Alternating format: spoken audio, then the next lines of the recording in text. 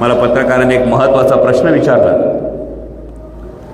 की का आज काहीतरी खेडचे माननीय आमदार दिलीपराव मोहिते पाटील साहेब असं म्हणाले की अमोल कोल्हे महागद्दार.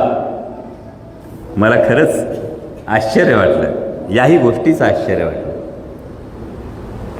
त्यांच्या वयाचा मान ठेवून, त्यांच्या अनुभवाचा मान ठेवून मी खूप प्रामाणिकपणे त्यांना सांगू इच्छितो की शेतकऱ्यांचं उत्पन्न दुप्पट करण्याचं आश्वासन देऊन त्याच्या ताटात माती कालवणं ना, हे जे भारतीय जनता पक्षानं केले त्याला गद्दारी म्हणतात.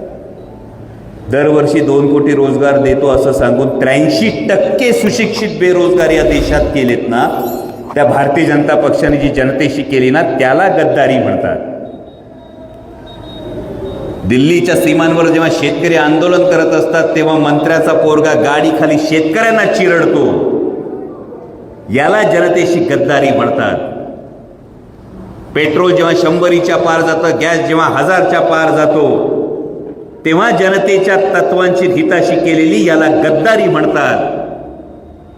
आणि ही गद्दारी उघड्या डोळ्यांनी दिसत असताना सुद्धा केवळ स्वार्थासाठी आणि कारवायांपासून वाचण्यासाठी त्यांच्याच मांडीवर बसून त्यांचीच पालखी व्हायची, याला महागद्दारी म्हणतात. एवढी गोष्ट लक्षात ठेवा. कारण जेव्हा बोललं जातं नटसम्राट म्हणून, त्या राजूभाई बाळासाहेब जेव्हा छत्रपती संभाजी महाराजांच्या भूमिकेचा कायम दाखला दिला जातो आणि जेव्हा आदरणीय मोहिते पाटील बोलतात तेव्हा नकळत का माहीत नाही माझ्या डोळ्यासमोरून कायम एक प्रसंग तरळून जातो. छत्रपती शिवाजी महाराजांचं जेव्हा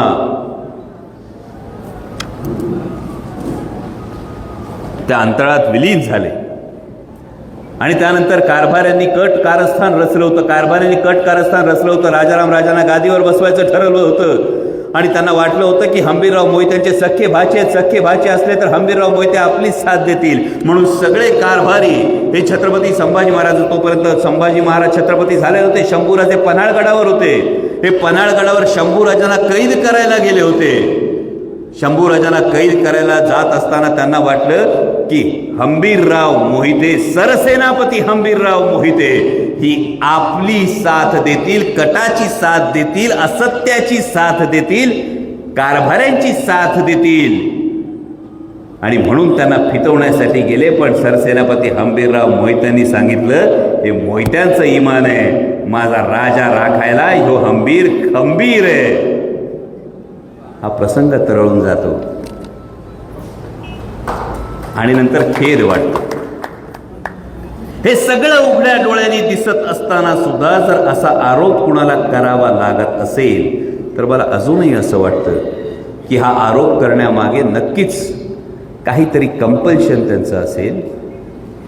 आणि जर हे कंपल्शन नसेल तर केवळ कुठल्या तरी इन्व्हर्टेड कॉमास कारवाईपासून वाचण्यासाठी असा महागद्दारीचा जप करत अशी लाचारी अशा वाघासारख्या नेतृत्वाने करू नये, ही माझी सामान्य कार्यकर्त्याची एक भावना आहे.